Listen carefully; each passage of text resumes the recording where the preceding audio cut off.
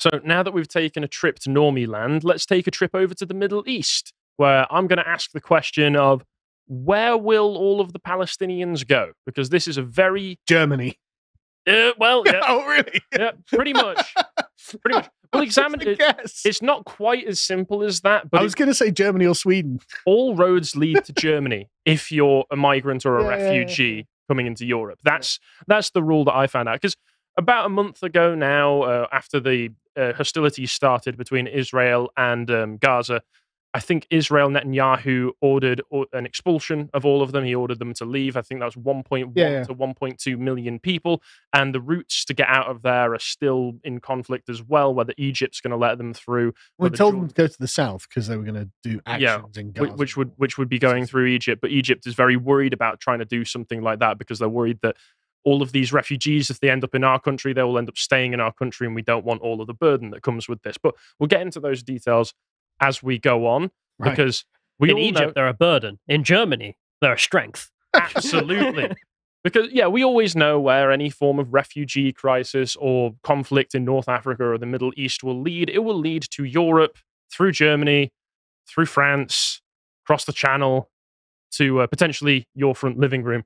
But there is good news, which is that there is always excellent videos to watch on the website, including part 3 of the now legendary, the absolutely epochal liberalism debate. I love Josh's face in this. Is a wonderful. What did Josh unleash here? This was his idea. Well, I mean, you were part of it. Yeah, I know, but is this an accurate summation of the debate, would you say? Yeah. I mean, Connor's right, where it's the last 20 minutes of the real bombshell, because I'm just at the point where it's just got to be death to John Lennon's ideal.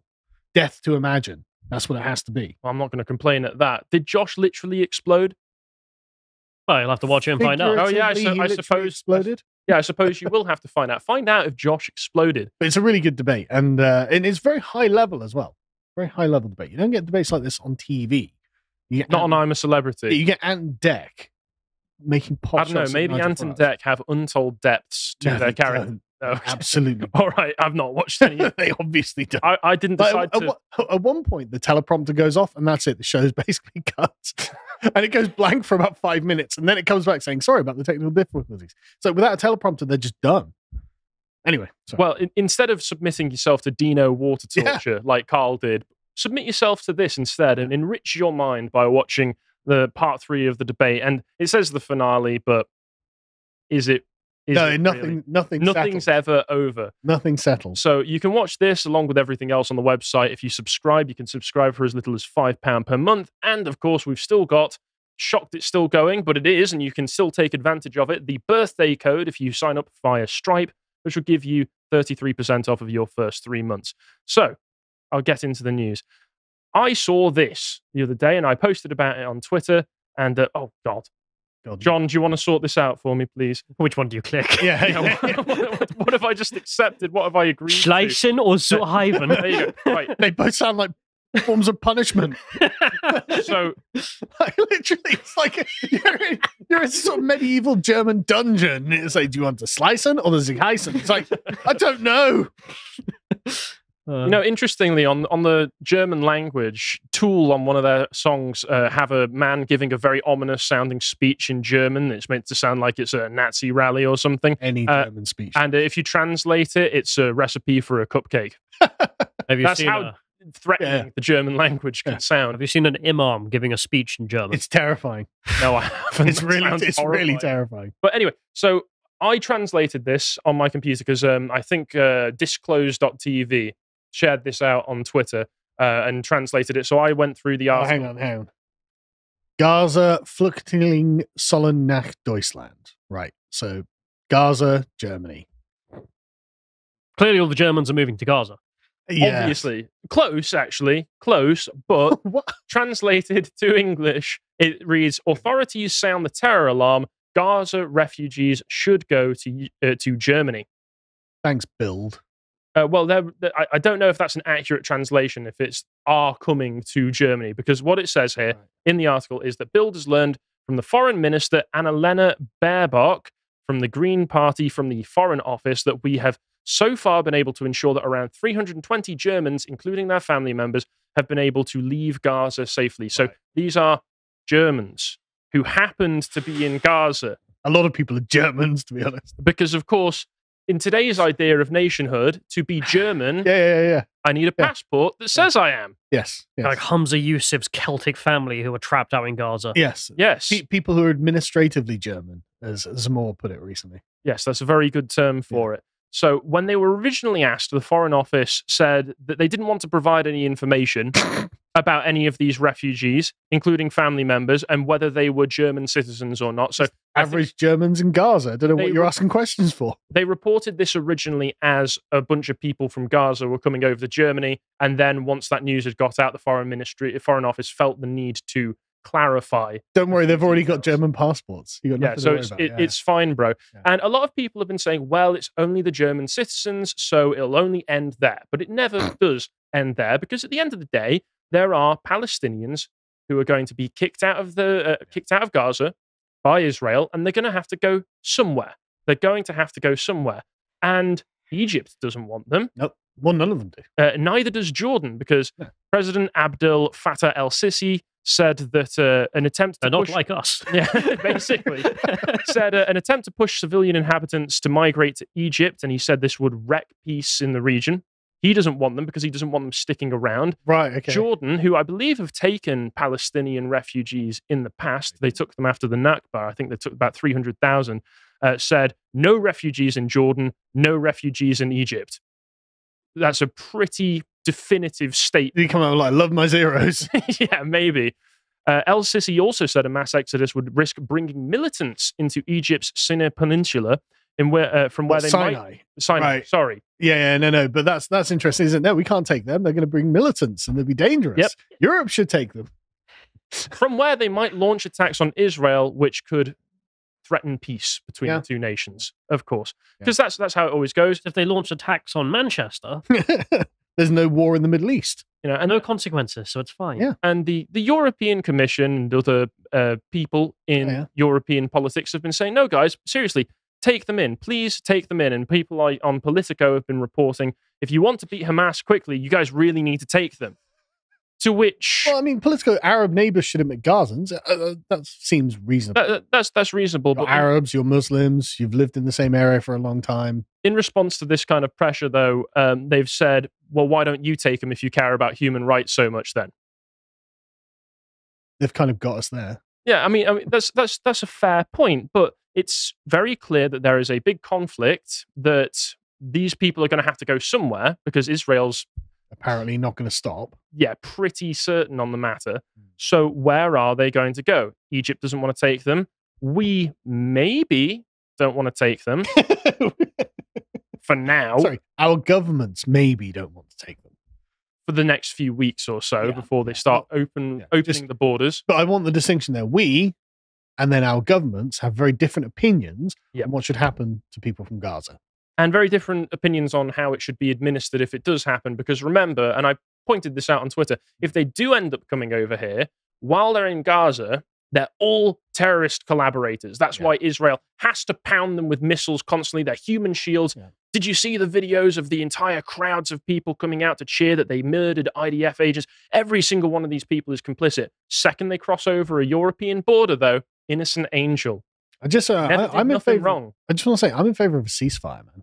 So am I. But anyway. So am I, because inevitably, if a conflict erupts in the Middle East, it becomes our problem when all of the people who get expelled end up here. And then, all of a sudden, a few weeks ago, I think it was about a week ago now, this article appears on the Wall Street Journal. The West should welcome Gaza refugees by Danny Danon and Ram Ben Barak. And I want you to keep a hold of those names in your mind, because they are very relevant as we go on. But I'll read a few excerpts from this article, because it is naked how much they're just saying, they're your problem. Your problem. Can I just be like, well, I'm concerned about the safety of Jews in the West. Not yet. Right. Mm-hmm. Well, I'll read. So they say, Douglas Murray this. Last month, the UN General Assembly adopted a resolution calling for an immediate, durable, and sustained humanitarian truce, and demanded that all parties allow the continuous, sufficient, and unhindered provision of essential supplies and services into the Gaza Strip. As the war continues, however, UN resolutions are doing nothing tangible to help Gaza's residents. Are you telling me the UN I can't believe it. said something that turned out to be useless? Oh my God. It's imperative that the international community explore potential solutions to help civilians caught in the crisis. Because, of course, we're the international community. Yeah. Yeah, the international community is literally Europe, North America, and Japan. Yep. One idea is for countries around the world, whose idea this is, up to anyone's guess. Angola, countries around the world. Democratic Republic of Congo, possibly Rwanda. Yeah, it was Rwanda's idea. Yeah, let's go with that. It was Rwanda suggested that countries around the world accept limited numbers of Gazan families, limited, 1.1 to 1.2 million, but limited. So 1 year's worth of immigration into Britain. Yep. Gazan families who have expressed the desire to relocate, which isn't that many of them. Hang on, sorry, but you've invaded all of the northern strip, and for some reason they now have a desire to relocate. You should take them. Cause and effect cannot answer these questions. Europe has a long history of assisting refugees fleeing conflicts. The wars. God, I wish we didn't. Yep. The wars in We've made many mistakes. Yep.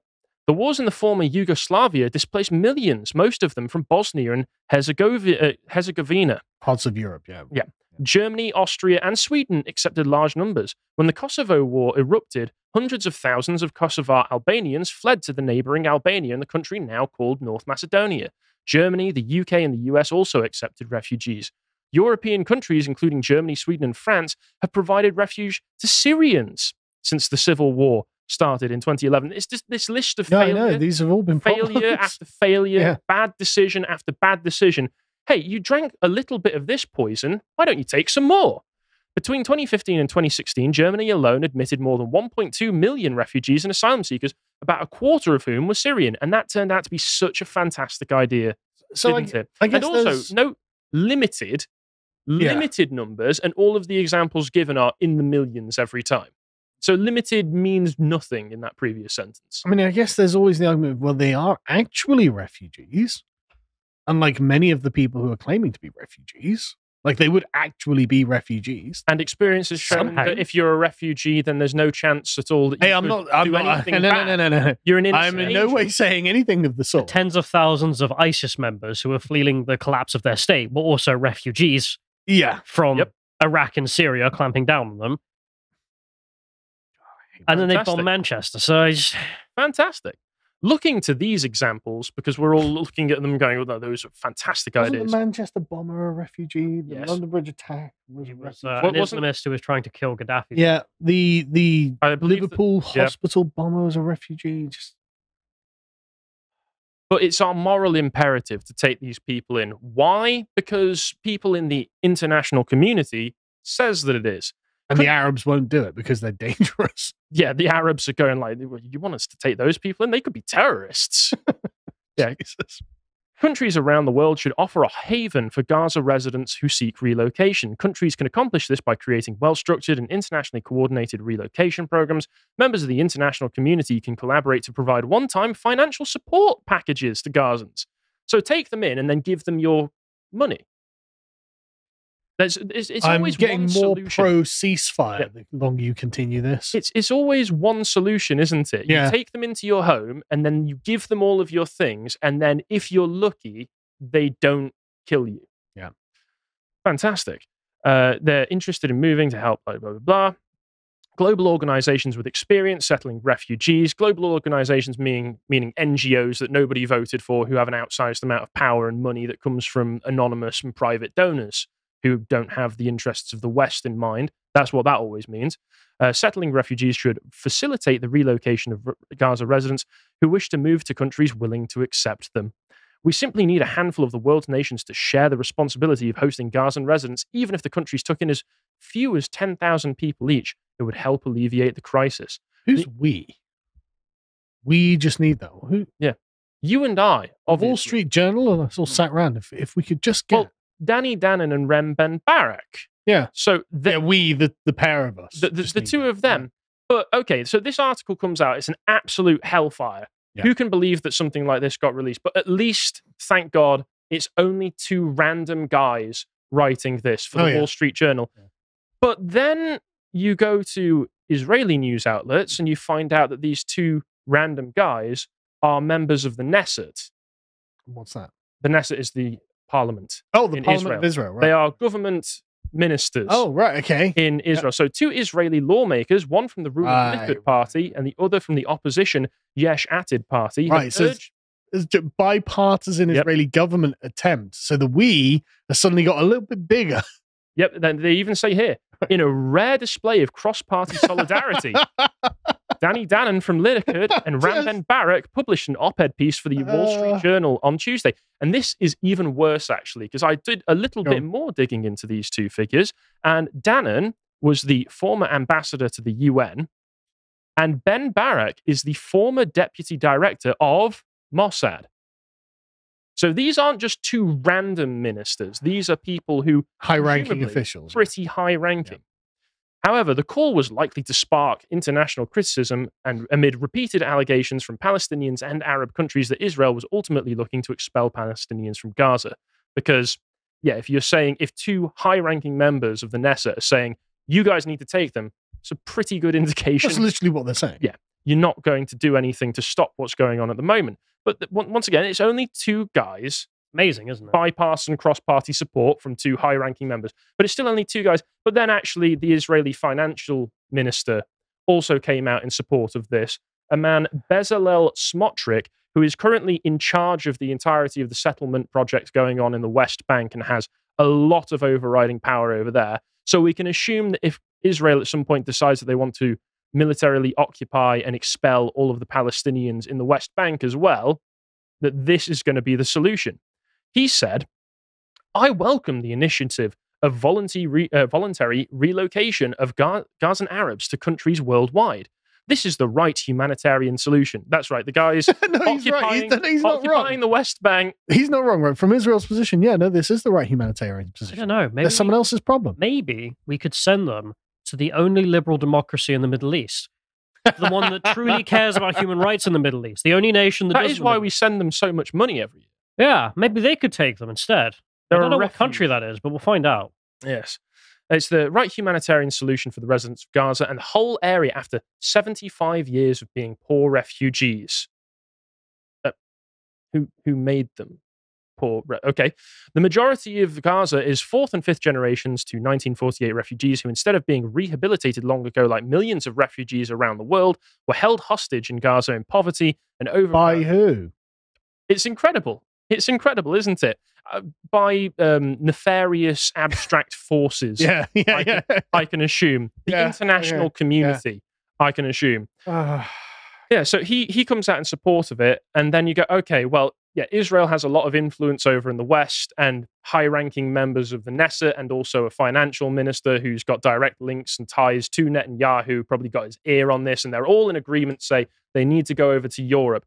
But at least our leaders, well, no, you've got people in... Of course our leaders like this, of course. Well, the House of Lords has Labour peer Alf Dubs, who is a former child refugee who we took in from Prague when he was fleeing the Nazis, has decided that the kind of charity that we gave him needs to be open to the entirety of the world.